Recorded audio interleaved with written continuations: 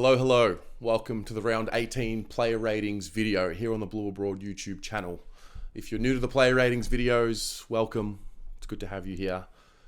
Basically, what we do in this video, I start the conversation around, the votes for the players. I use these player ratings to put together a tally at the end of the year and see how close we can get to the best and fairest. And I'd like to adjudicate players just based on their individual role, their standing in the team, their level of experience, and try and put it all together in a score. So basically, I'll offer a score here or a vote, and you let me know in the comments below if they should be changed. But don't let me know if they should be changed. Let me know what they should be changed to and why.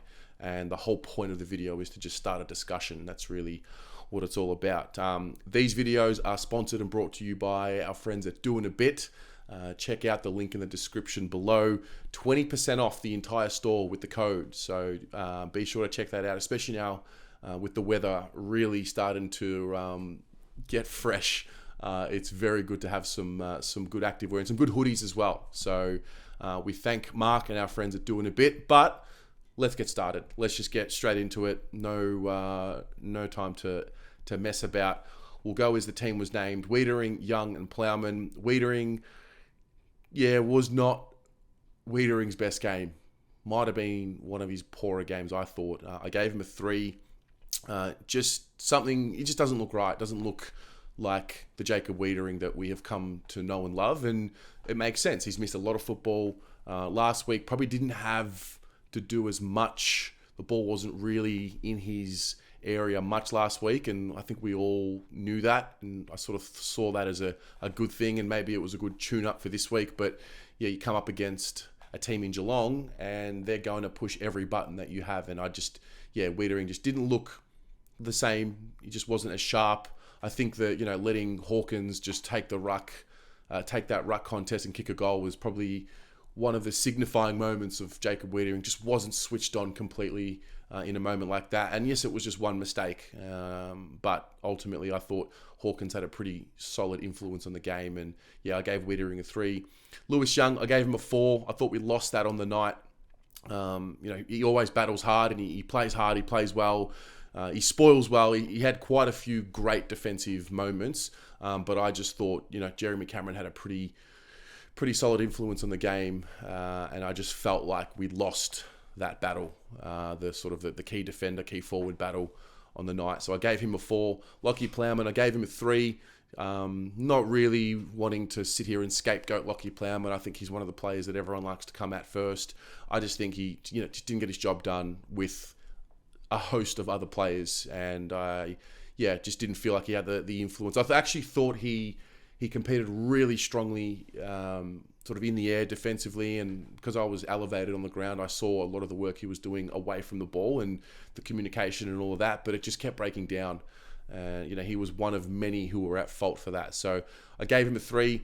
Then we've got Stocker, Sard, and Doherty. Stocker, I actually thought he was probably one of our better performing players within his own role. He matched up on Gary Rowan for the night, defended him really well. He looked really assured and confident. He was, sort of peeling off at the right time, impacting contests where he could, won a bit of the ball, generated some movement forward for us, and it was good to see him back in the side and just playing with a better level of confidence. He'll definitely be better for it. I actually gave him a 7. I thought his role on Rowan combined with just the sharpness that he looked to have. I gave him a 7. Sardi, I gave him a pass mark. He's always good. He's never bad, but I just don't think we got the influence that we've come to see throughout the entire season this year from Sardi. So I gave him a pass mark. Doc, I gave him a 6. Still won plenty of the ball. He's always reliable for us. Him and Sardi are very similar in when they have games where they're not as influential, they never really dip below a certain point. They really find a high level of their minimum standard. Their floor is pretty high, if that makes sense. So I felt like Doc was good without being his absolute best, but I still thought he was a really solid contributor on the night. Definitely got his job done, and then a little bit more. So I gave him a 6. I don't know, maybe that should be a 7 upon reflection. I'll let you debate that in the comments. Next up is Hayes, Cripps, and Noons. Hayes, I gave him a pass mark. The stats will say 23 possessions, and everyone will go to that straight away. I felt like he naturally is a natural ball winner, and I thought naturally he gravitated into the contest a lot. I don't know if that was an instruction. I'm not sure if he was told to do that. I thought, obviously bringing him in for Lockie O'Brien meant that it would be, a different type of player. I know that Hayes was named on the wing. I don't really know if he played a winger's game, if I'm honest. And then sort of, I think early in the piece, you saw some of the fumbles and some of the half steps that he just wasn't quite there. But I just think that's just naturally you're moving up a grade in the level of the game. And I'm just thinking now, I don't think it's the right move to bringing him in for one game only to drop him. I think you've got to give him a chance to feel the speed of the game. Next week we know is going to be an even quicker game because it's at Marvel, and the way we like to play there is really quick. So I'm not sure. Look, I still thought he got his job done. I gave him a pass mark. I think he had 6 clangers or errors or turnovers that probably hurt him a little bit. But I thought it was a pretty good debut, full game debut for the club, and yeah, it's a good story. I think Cripps, I gave him a pass mark. I thought he looked lively early and then faded out a little bit. He seemed to cop a knock, I don't know if it was to the head or to the face, and I just didn't have the force. And I'm curious about him. He hasn't been at his forceful best for quite some time now. He's been good. He's been really solid. I think Pito coming back into the side will help him in many respects just to create more space around stoppages. But yeah, I'm hoping that this is just the part of the season where, the bodies are really banged up. He just looks like a guy that's playing with some real pain, some real soreness.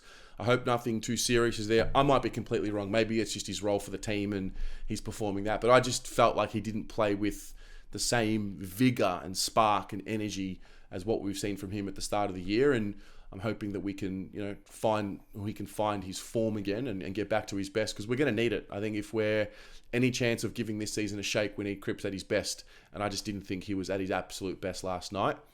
Still tackled relatively well, won the ball a little less than what we've come to expect from him. Kicked a goal, missed a really important set shot though, which really would have, I think, started the chain of momentum. But it was what it was. Gave him a pass mark. I gave Noonsy a 3. I felt like we didn't get much impact on the game from him. He's never a player that really stands out to me. But I just didn't feel like even when he did have the ball, we had too much impact. So I sensed that a 3 was appropriate in that regard.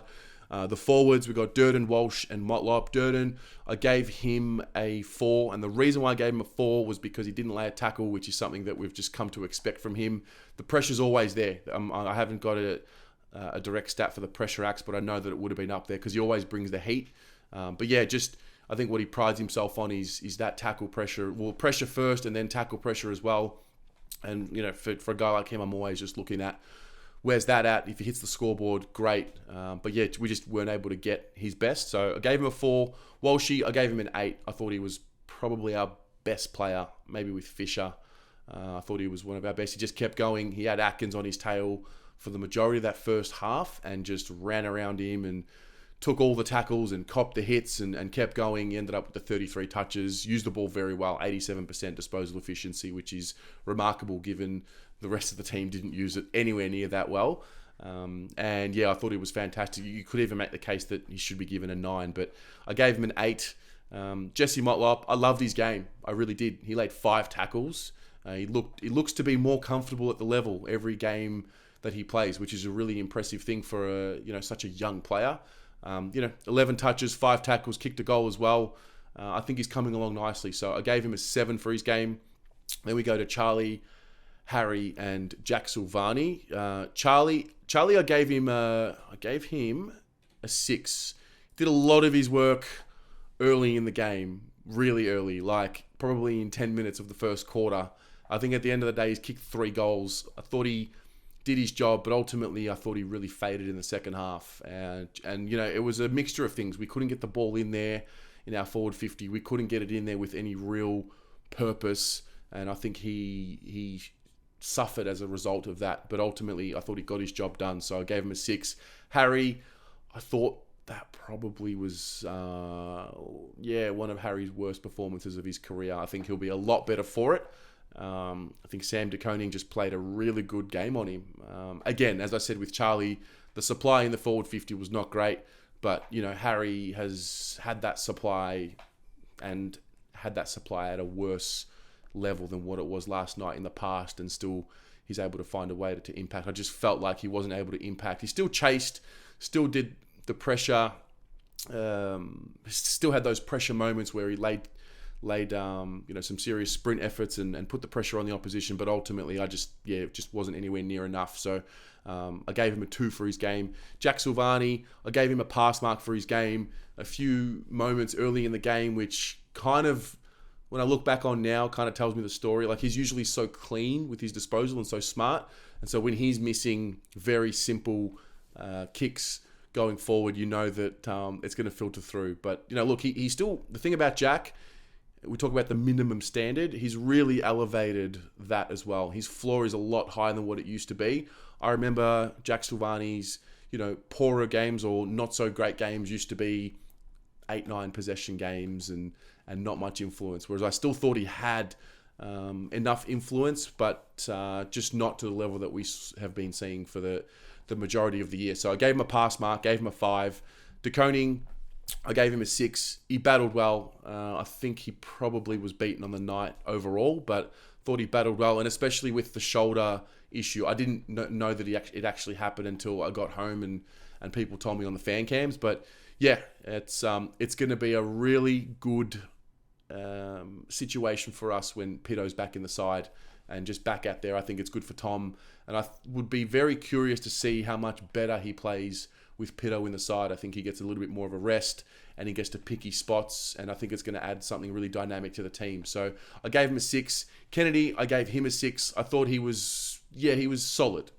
He was solid. I thought he was really good. He tackled pretty well, 23 possessions, 6 tackles, 6 marks. The marking ability looks to be back over the last fortnight, which is important, and that's generally how I know that Kennedy's playing at his best, when he's taking those marks around the ground. And I thought a 6 was appropriate. George Hewitt, he started very slowly. That was probably the poorest half that I've seen from him. And Geelong knew what to do with him. And that was the other thing we've been talking about. They cut off every little avenue of positivity that we like to generate. And I think they cut off his supply in the first half really well. But he was able to really turn it around to the point where he's kicked a goal, had 26 touches. Again, super consistent player. Super professional player, and so for that reason and his ability to get back in the game and play at a really high level, I put it as a 7 initially because he kicked a goal, and then I was thinking it was a 6, but whatever, I'm going to leave it at 7.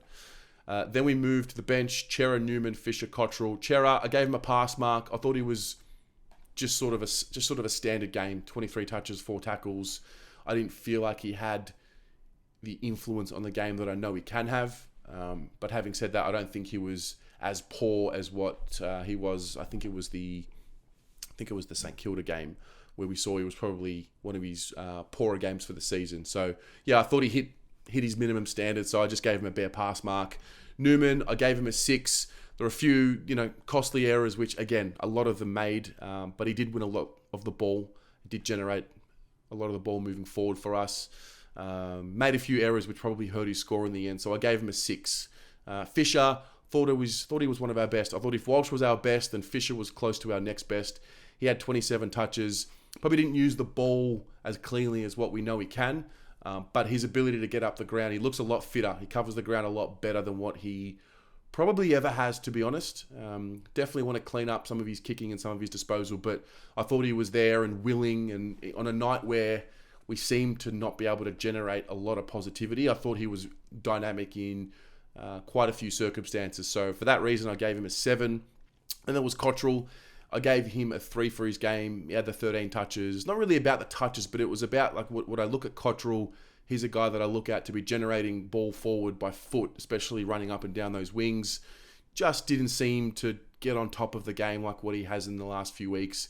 He generated 63 metres gained. That's just not something that he has been doing this year. He's been pretty good at really helping us with the territory game, and I just felt like a 3 was the score. So that's that. Those are the play ratings. Let me know in the comments below what you think about them. Again, as I said, just a discussion. If you feel like any of these need to be changed, just write a comment what they need to be changed to and why, and then I'll make an adjustment to the table and we'll go from there. But not a good performance, not a good weekend. we'll sit in this one for a while and then be back at it next week. Take care of yourselves and go the Mighty Blues.